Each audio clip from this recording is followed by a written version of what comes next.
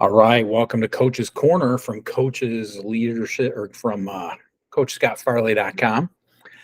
This is Coach's Corner number 10, and our topic today is in-season strength and conditioning.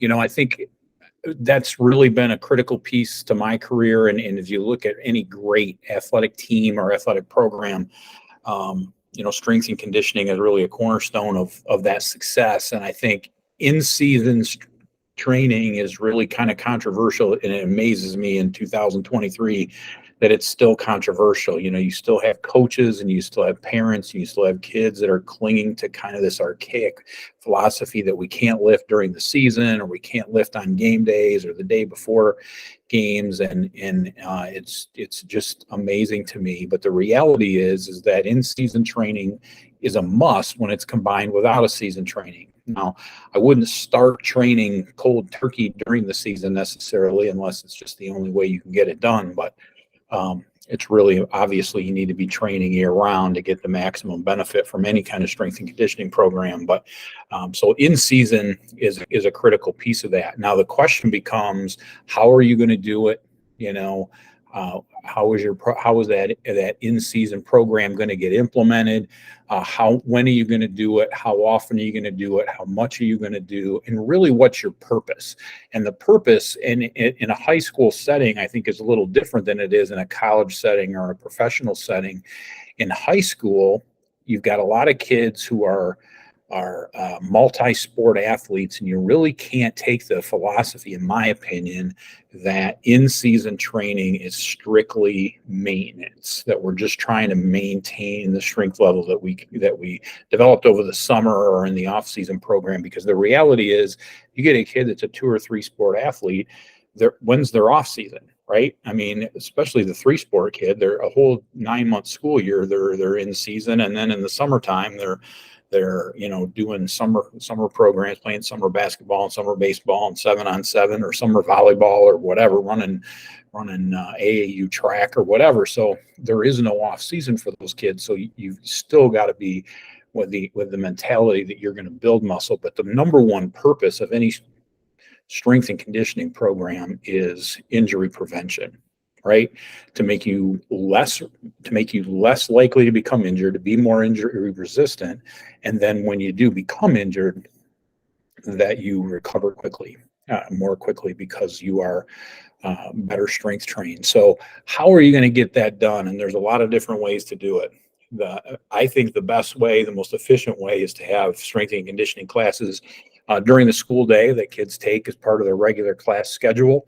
But you can do it after school, you can do it before school, scheduling those weight room sessions around practice schedules and contests in their school schedule as well. So there's a lot of different ways to do it, and every different school situation is different. I've started off in one school. It was really hard to get kids into the school day weight classes because it's a smaller school.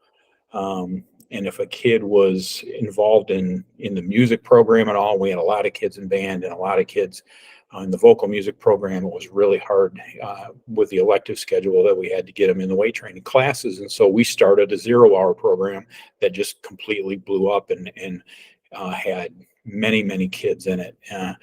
And was really kind of a cornerstone of the success we had there. Now, the next school I went to, 0-hour, just would not have worked. It was impractical. We started school super early in the morning, and kids didn't have rides, and it would have been. And so we really had to focus on getting those kids into the school day classes. And once we were able to do that, then we had some really good success there. So you've got to work within the system that you're in to figure out kind of the best way to get it in. And really what you're going to find, and we're finding it at the school I'm at now as an athletic director, I think is some coaches are resistant to it and some athletes are resistant to it. You got to just keep grinding through that resistance, stick with it.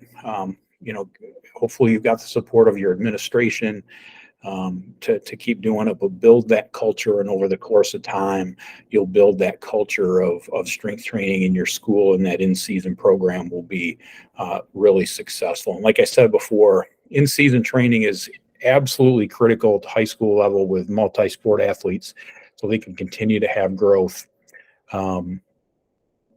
all the way through, not just when they're in their off season. And one last piece is as time goes by, having a dedicated strength and conditioning coach, which you've seen for years at the college and professional level, is starting to really become more and more frequently seen and more popular at the high school level. And you're seeing full-time strength coaches, and we just hired a part-time guy at our school. And I think it's just a huge benefit to have that person who's outside. I did it for years. I was the strength coach essentially at both schools I was at, or one of them anyway. And but I was always the football coach, right? And because I was the football coach, I think a lot of the kids that were, soccer kids or girl athletes or baseball players, always felt like the training we were doing was for football, football only. And I think having that coach, it's in the weight room, that's only dealing with strength and conditioning and isn't coaching a sport. You just get more buy-in across the spectrum of your athletic program. And I think there's some real benefit in that. So don't give up on in-season strength and conditioning. It's a critical piece to the long-term success of your program and the health of your athletes. So keep with it. Have a great day and keep being that coach your kids need you to be.